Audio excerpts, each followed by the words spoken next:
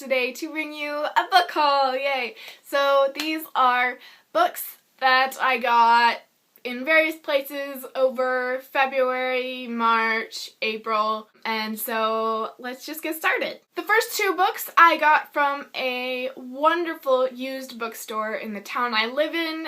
The first one is the first book in the Dragonlance Chronicles by Margaret Weiss and Tracy Hickman. This is Dragons of Autumn Twilight. I read this in high school before, but I didn't own it, and I saw it for really cheap at the used bookstore, and it's a very nice copy. I don't think it's been read yet, so I decided to pick it up. I don't really remember too much of the plot of this, but, you know, it's an epic fantasy, a high fantasy with quests and dragons, etc., etc.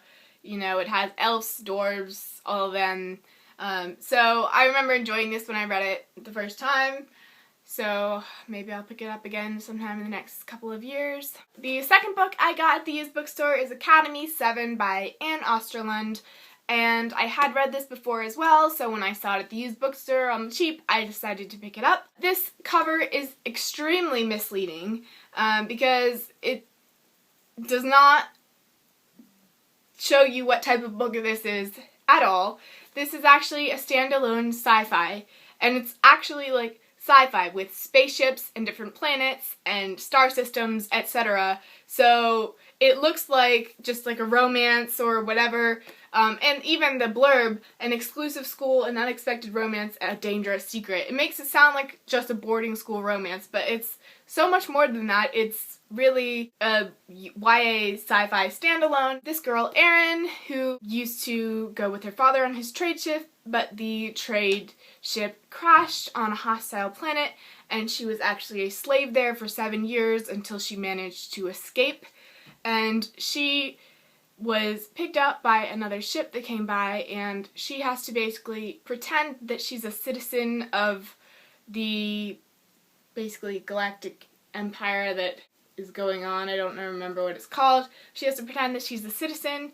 She takes this test and gets accepted to the most elite high school in the universe, basically, but she has to pretend that she's actually a citizen and not a non-citizen so that she can go there. So she has struggles of trying to blend in when she doesn't know what people are talking about sometimes, even though she's very smart. It also follows Dane Madosine, who is the son of the general of this whole galactic whatever it is. I found it to be a fun standalone. It's a nice book to read when you don't really feel like reading a series, and I would check it out. Alright, then I ordered some books in February, I think, from Amazon.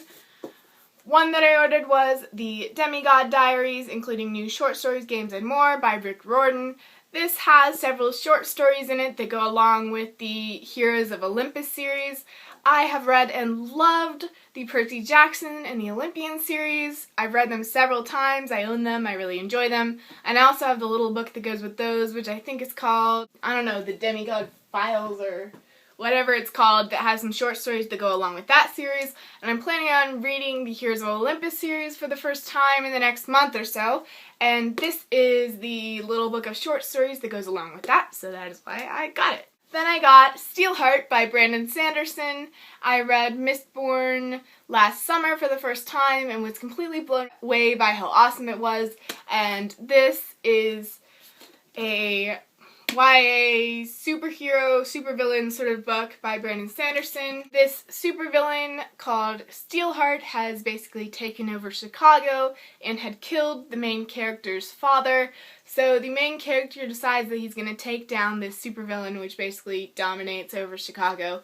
And I've heard that it reads kind of like an action movie, and it's Brandon Sanderson, so I'm sure it's awesome, so I'm really, really looking forward to reading this. The last book that I got in February on Amazon was What If by Randall Munroe. Serious scientific answers to absurd hypothetical questions by Randall Munroe. He is the creator of XKCD. If you do not know what XKCD is, then oh my gosh. But if you don't know what XKCD is, I'm putting a link down below here, and you shall pause the video right now, pause it, and go click on the link, go to xkcd.com.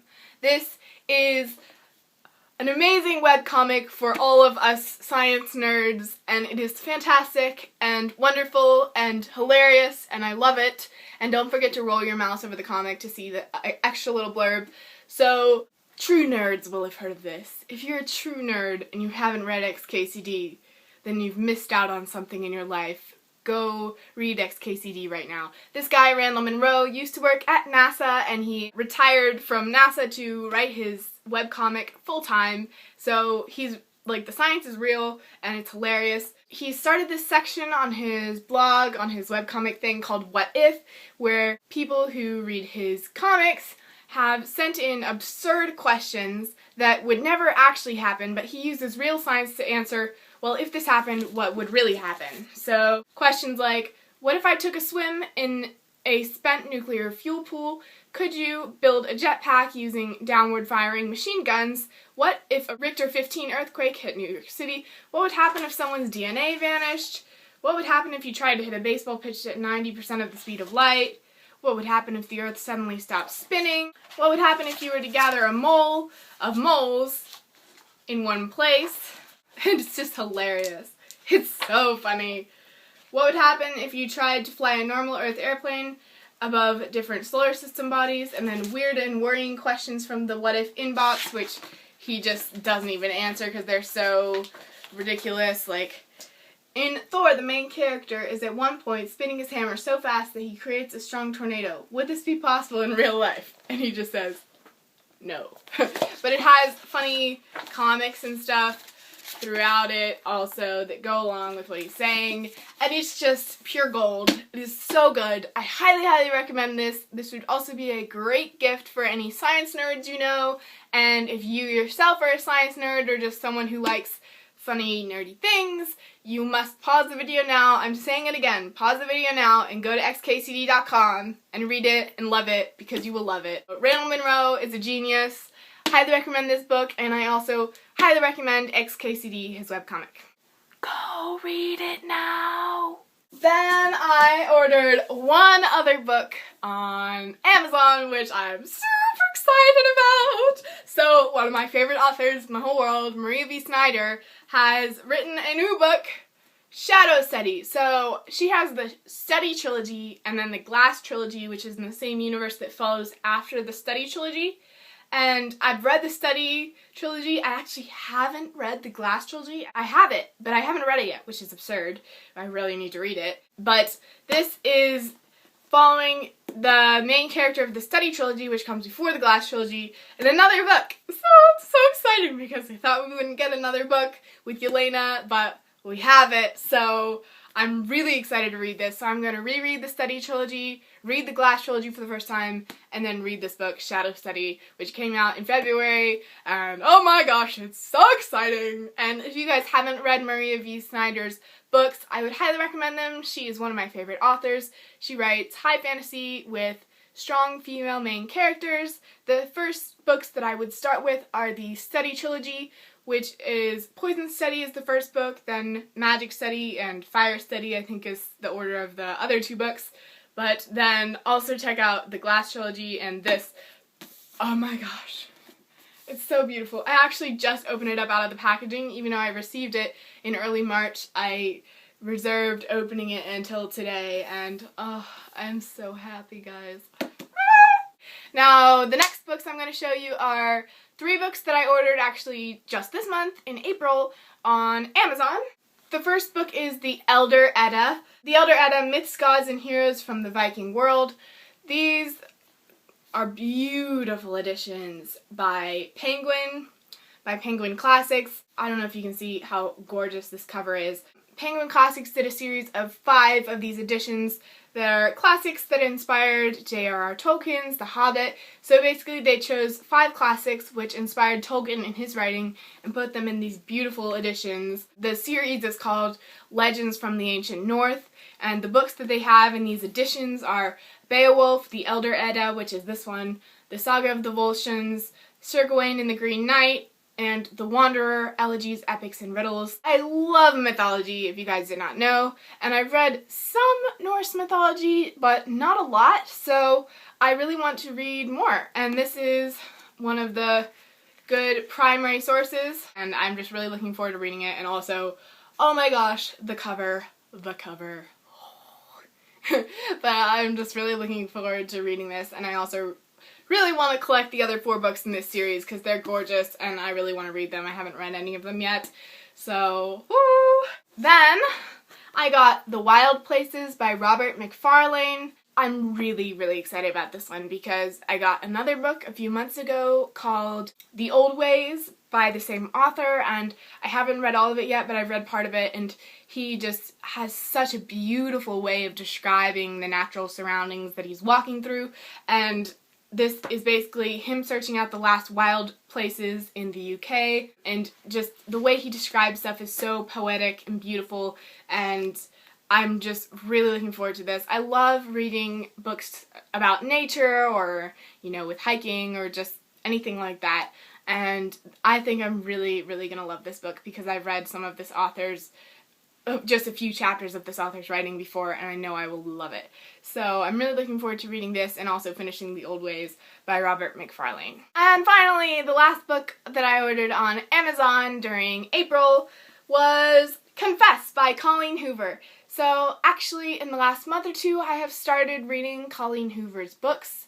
I have historically not really been that much of a contemporary person, but I love her books so much. She is an amazing writer, and all of them loved so much more than I thought I would, and she's basically now become an auto-buy author for me over the past month or two. I know that whatever books she writes, I'm gonna auto-buy them and read them because she's just so talented. But this is her latest book, which just came out, I think, in March maybe, in February. I'll just read the back because I kind of know what it's about, but it would just be easier to read it to you. It says, Auburn Reed has lost everything important to her in her fight to rebuild her shattered life. She has her goals in sight and there is no room for mistakes. But when she walks into a Dallas art studio in search of a job, she doesn't expect to find a deep attraction to the enigmatic artist who works there, Owen Genry. For once, Auburn takes a chance and puts her heart in control, only to discover that Owen is keeping a major secret from coming out. The magnitude of his past threatens to destroy everything Auburn loves most, and the only way to get her life back on track is to cut Owen out of it. To save their relationship, all Owen needs to do is confess, but in this case, the confession could be much more destructive than the actual sin. In her magnificent and exceptional style, Colleen Hoover delivers once again a deeply moving story about how true love and family are ties that can never be broken. So, this just looks like a good book, but honestly, I can tell you that the reason I bought it is that I've had such a great experience reading her other books in March that she's just kind of auto-buy for me at this point. Some of her books have made me cry, and really only 3 books have ever made me cry that I can remember, and 2 of those were hers. Yeah, I just bought it because Colleen Hoover. But also another thing which I find really cool is that in some of her books she integrates in other stuff. So in Slammed, she integrates in slam poetry, and in Maybe Someday she integrates in songwriting and even worked with a singer-songwriter to make the music that goes along with the characters in Maybe Someday are writing, so you can listen to the songs that they wrote as you read the book. In this one, she worked with an artist to produce original works of art that the character in this book, Owen, has made. So she has in the book like the work of art that he's made, but in the middle there's a section of like glossy color photographs of the artwork. So that's in the middle of the book. I think it's so cool that she has the art that goes along with it. So that's why especially I wanted to get the physical copy of the book to see the artwork in color and everything. But I'm looking forward to reading this. I'll probably read it in the next month or so, and I'm working my way through all of Colleen Hoover's books because I've been very impressed with her so far. And coming from someone who, my main thing isn't really contemporary, my main thing is fantasy. So, like, these are actually, every single book of hers that I've read so far has been a 5-star book for me. And I pretty much never give contemporary books 5 stars unless it was totally amazing. So all of her books have been 5 stars from me before, and I'm really looking forward to reading this. The last book that I have to show you is a book that I got At my library, when you walk in, there is a section of Friends of the Library book sale where they sell used books that the proceeds go to support the library. And I saw the other day this book there called The Singing Wilderness by Sigurd F. Olsen, a vibrant book of discovery that recreates the sights and sounds of the Quantico Superior country and explores with deep insight the permanent values of a great wilderness area. This was originally published in 1945, but this edition I think is from 1977, and it's just a book about this guy in the wilderness, basically. And I flipped through and the writing sounds really good, and I love books about nature and wilderness and backpacking and conservation and stuff, so I'm just really looking forward to reading this. It's separated by season, so it has spring, summer, autumn, and winter, and different essays and anecdotes from his experience in the wilderness during those times, and it just looks really good, and I got it for I think $2. It was a diamond in the rough find for me, so I'm really looking forward to reading this. So these are all of the books in this book haul. I got these basically throughout February, March, and April, and I'm really looking forward to reading them. Let me know if you have read any of these, what you thought. If you want to read any of them, you can let me know as well. And also, if you have any recommendations for me, please leave them down below, because I always love recommendations and I'm always looking for more good books to read. And thank you guys so much for watching, and I hope you have a wonderful day. Bye!